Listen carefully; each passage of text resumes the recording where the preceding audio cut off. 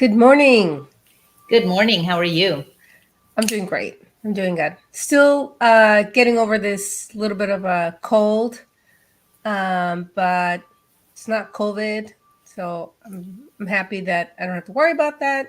And every day I'm feeling better with that garlic and honey and lemon concoction you told me about. Yeah. And let's Yeah. just share that for a minute for anybody watching right before we get started.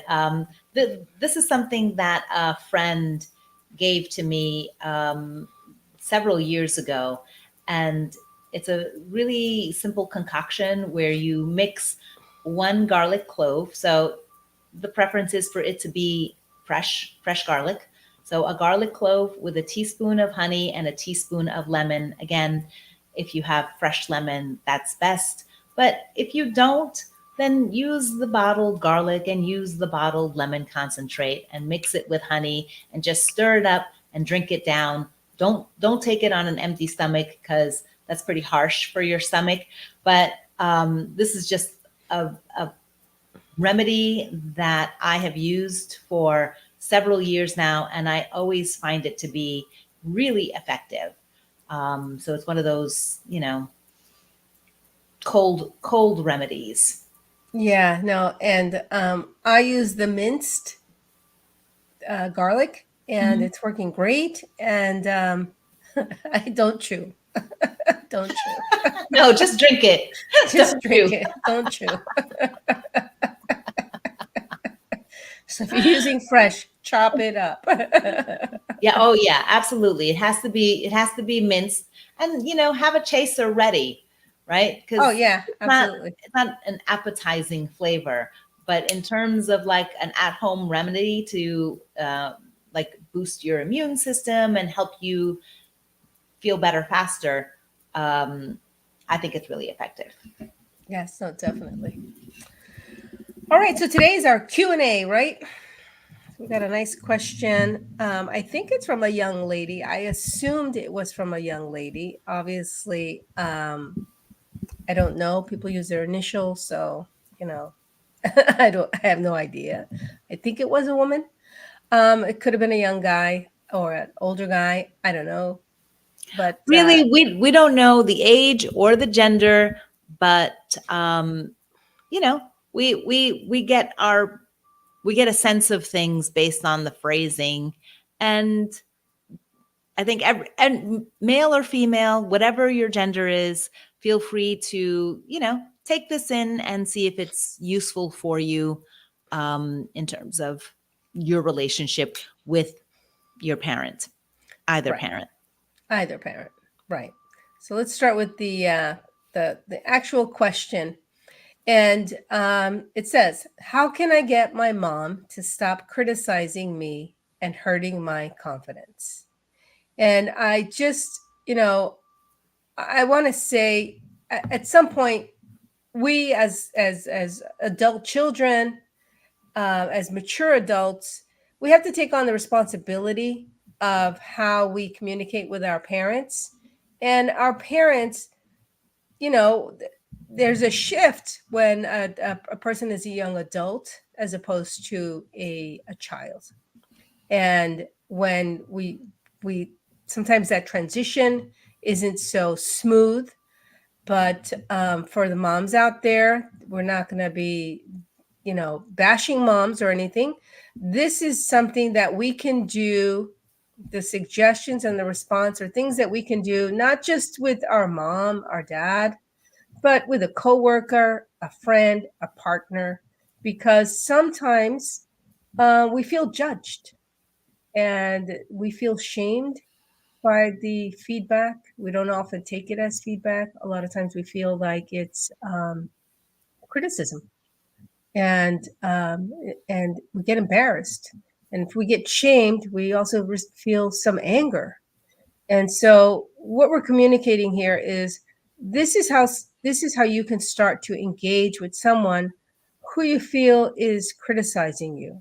And also, if you feel some criticism, you should understand that you are judging yourself.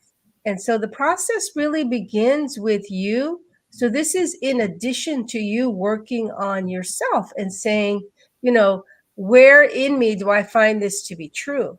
And how can I work this out within me? Where do I feel like I'm failing? And why is this so on target? You know, where am I judging myself? Where am I criticizing myself? And you know, you are the creator. You are the creator of your life, and you're the one that's going to change anything that you're judging within yourself. Okay. So yeah, I think maybe you want to add to that as a mom, since I. Oh, I should add to that. Well, I'm not a mom. Well, so as a mother, you know, like Maria said, we're not doing any parent bashing. You know, the difficulty with regards to parenthood is that you have children, you're raising children, they're your responsibility.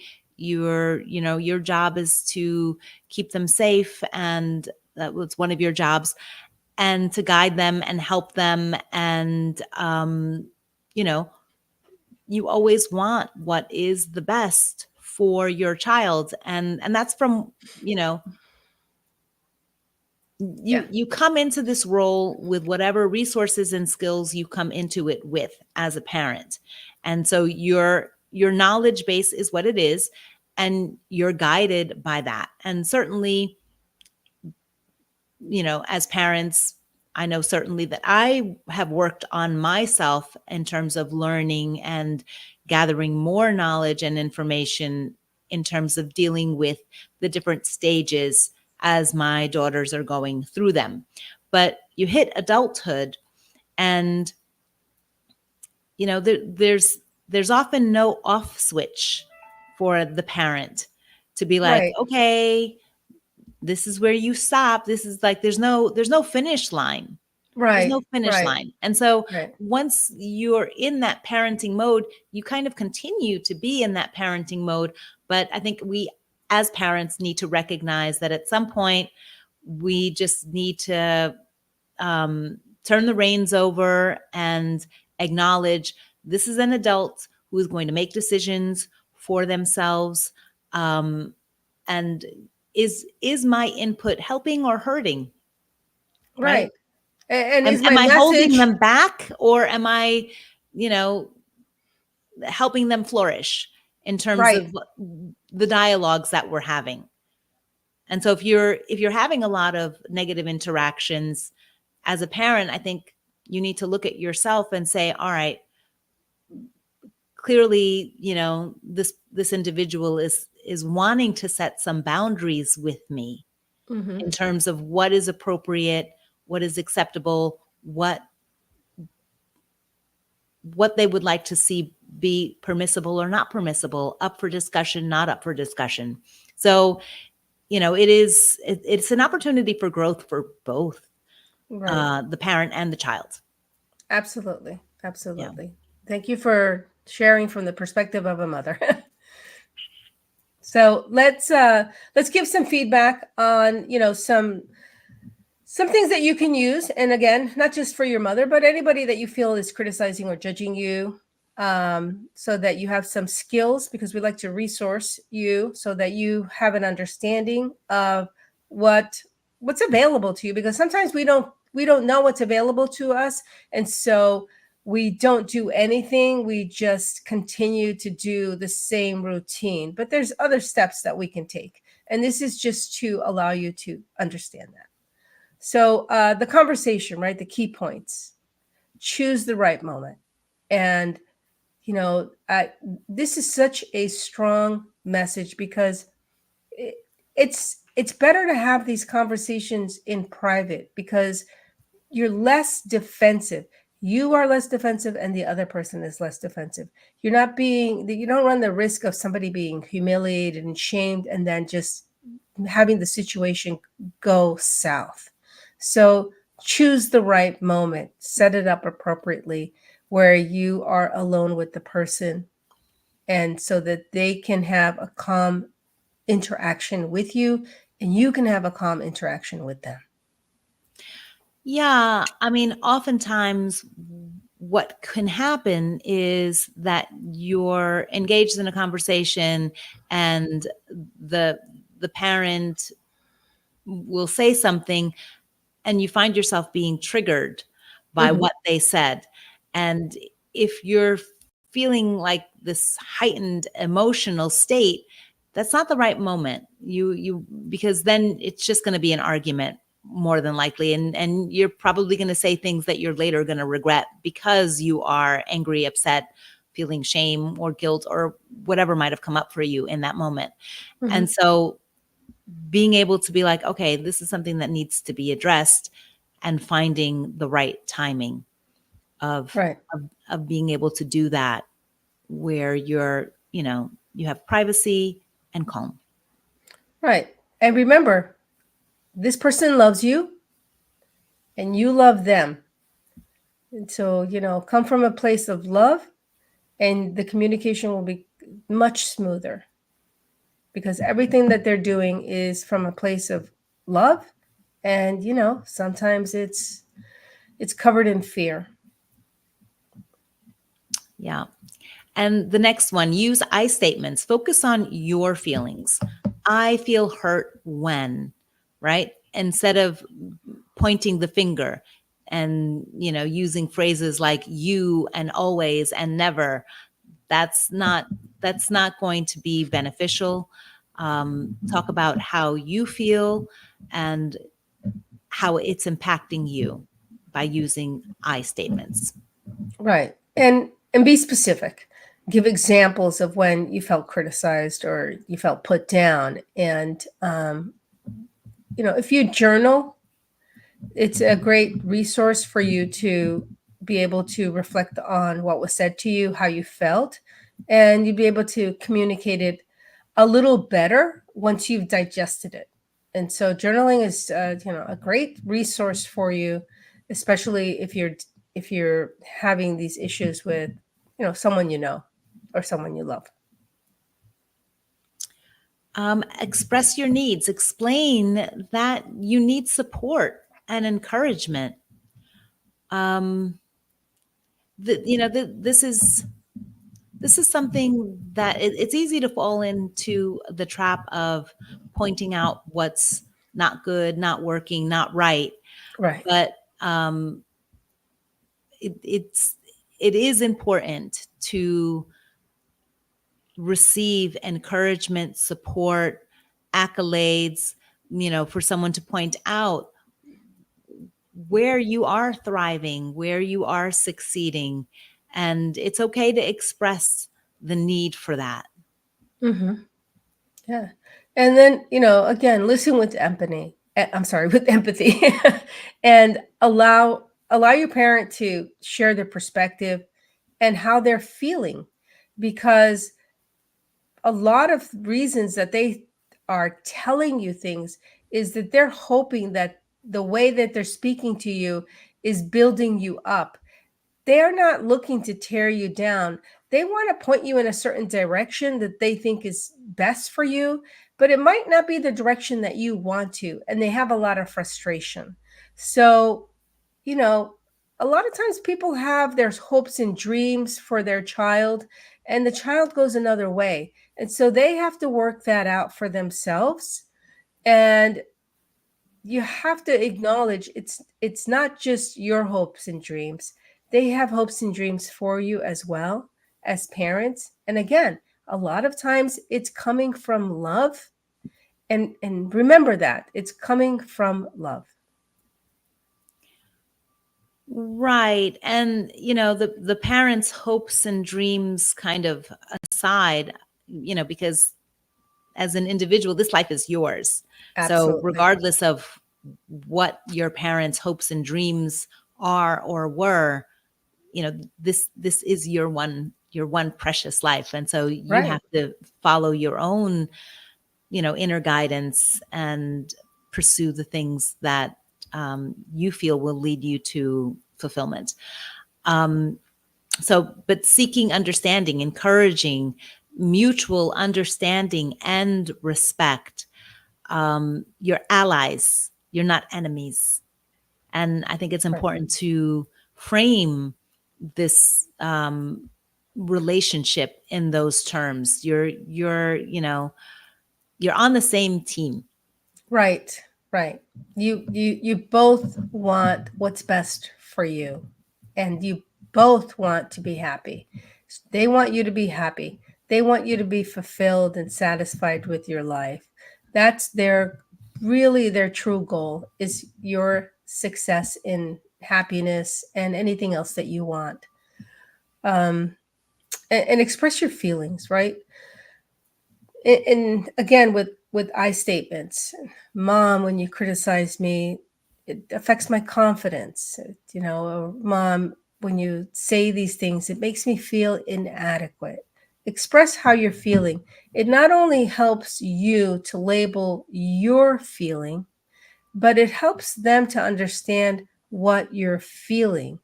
And obviously, there's some parents that dismiss your feelings, and that's a difficult situation. And when they don't understand your feelings, it's hard to communicate. It's hard to communicate with them, but it's still something that when you acknowledge your feelings and that you've expressed how you felt, it still empowers you. And that's really a key factor in this, your empowerment. Because when you're feeling criticized, you're feeling disempowered. And so when you take your power back, maybe she doesn't understand your feelings. That's okay. You understand your feelings, and that empowers you.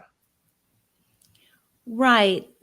Daring to take that step and being vulnerable and honest and having that communication, even though you don't know how they're going to respond, right? It's a risk. It's a risk, depending on how your parent reacts and behaves. It's a risk, and you don't know what you're going to get. But it's so important to take that risk and express yourself clearly and request supportive communication, and let them know, be clear about what it is that you're looking for, what you desire, what you want from them.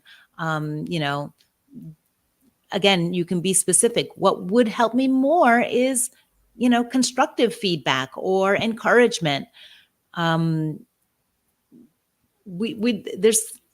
There's no reason, I think, that we should endure constantly being put down.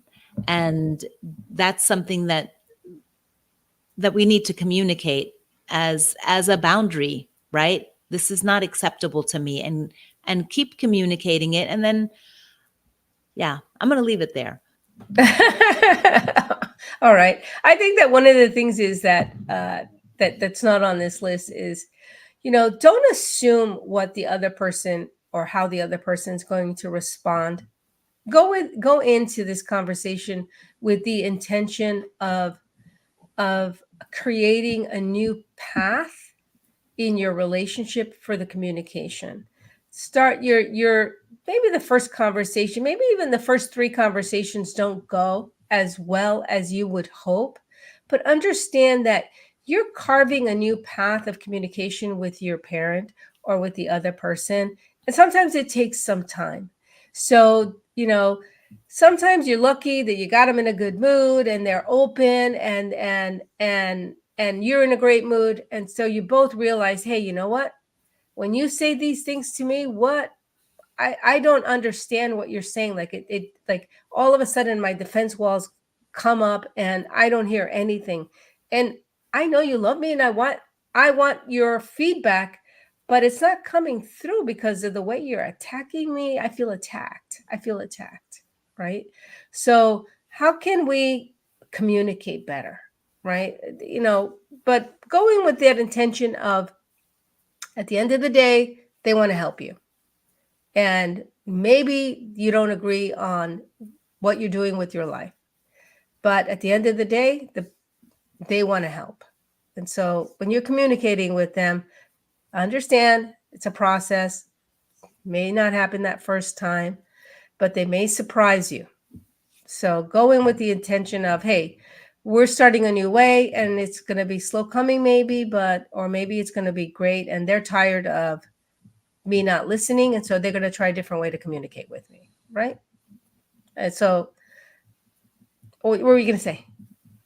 What were you going to... So if there's been an established pattern in the communication, you are asking for change, right? And recognizing that change is challenging for some people, more challenging for most people than others, right? And right. so if you come into it with the recognition and the awareness that, this might be a difficult change for them, but we're heading in, we're steering the boat in the right direction. Right? Correct. I love that. And then, acknowledge her intentions. Again, she's coming from a place of love. He's coming from a place of love. Your partner, whoever it is that you're having this conversation with, they want to build you up. They're not looking to, it might appear that they're trying to tear you down, but they got some misinformation. And well, some of it is learned patterns of behavior, right? Right. If that's how they were treated by their parents, then that's what they know. Right. And they think that they turned out okay, and so they're going to keep perpetuating that same pattern. So that's all right. Their intention is still from a place of love. So you can go from there. And be ready for resistance. Prepare for possible defensiveness, but stay calm and reiterate that you're setting these boundaries for your emotional well-being. And, you may need to restate that several times at several different instances, but, continuing to communicate that change needs to occur here, right? Right. And, set clear boundaries. You want to make sure that you're respectful and that they're respectful. You want to understand that you may only be able to deliver one point of the list that you have. Understand that, again, there's going to be some resistance, but, Rome wasn't built in a day. The communication pattern may have existed for the last 30 or 40 years, maybe just, 20, but just begin with boundaries that are respectful, that they're kind, that you're not going to communicate in an attacking manner, and you're not going to hurt their feelings. And know that at some point you might say, let's stop here. Let's continue this conversation later. I need us to focus on communicating in ways that feel supportive, not critical. You might just leave it there. It's I apologize. Sorry. It just may be a slow path, and just understand that. And it's okay. But you want to start, remember, you're creating something. So you want it to be beautiful. You want to have a beautiful relationship with them. You want it to be calm and kind and respectful. So you're starting to lay down these bricks of kindness and compassion and respect. And so take it slow, put these boundaries down. You're building a new house of communication. Absolutely. And affirm your self-worth. Reinforce to yourself that your worth isn't defined by this other person's words, and focus on building confidence from within. Yes. Don't expect that you're going to build your confidence based on what others say to you, right? It's an inside job. It's an inside job. Right. Most of us grow up with limiting beliefs. And in fact, we are going to be offering a free download of limiting beliefs. And I think that it should be ready to next week. But, we have limiting beliefs. We need to look at them and say, okay, doesn't matter where it came from. Basically, you need to say, how do I reframe this so that I'm empowered? It's about empowering. It's about resourcing yourself. All right. And then the last, suggest positive changes and solutions. You know what feels good, right? When somebody gives you a sometimes one of those sandwich compliments, right? Where they say something nice and they give you a little negative thing, and then they say something nice again. Maybe you like that kind of delivery, right? So, and maybe that, or maybe you prefer for somebody to say just a couple of words, not like a whole speech of, you're throwing your life away and yada yada yada, right? Maybe you just want maybe you like to say, I read an interesting book. I think you might like it.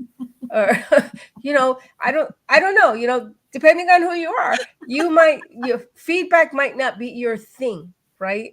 And so you need to train yourself and think, when people sometimes are communicating, they have a message for me. Some messages are good, some messages are bad. So you need to work on, how you receive feedback, what works for you, how you like to receive feedback, anything that you can do to help them to express to you, what they're feeling or what their fear is, because you're doing something. Because a lot of times they're criticizing or judging you or giving you input because they're afraid of the road you're on, right? Or they have certain expectations of you and you're not meeting them. And maybe you'll never meet them. And it's okay, because this is your life. But some of the expectations that they have are really your success and your happiness. So keep that in mind. Keep that in mind. Yeah, I think, as a parent, the thing that I want most for my daughters is for them to be happy, healthy, safe. Right. Right. Absolutely. But off of that last bullet point, suggest positive changes and suggestions. I was laughing because I can just imagine my daughters requesting that I speak to them in bullet points. Not a bad break idea. It down into bullet points, Mom. Not a bad idea. Not a bad idea. Whatever works, right? Whatever works. It's about getting the message and having the conversation, being able to have that conversation. I'm worried that you're doing this. When somebody expresses that emotion, acknowledge that that's an emotion. It's valid for them. That emotion is valid. All of our emotions are valid because that's what we're feeling.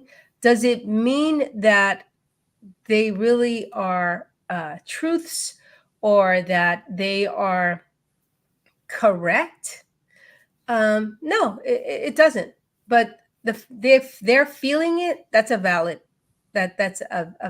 thing, and you need to acknowledge it and have a conversation. Be open to having that conversation, and it might be uncomfortable, the first 3 or 4 times, the first 20 times, but keep having that conversation. It'll become more comfortable, and more intimate. You'll get to know each other better, and you start to calm down that relationship.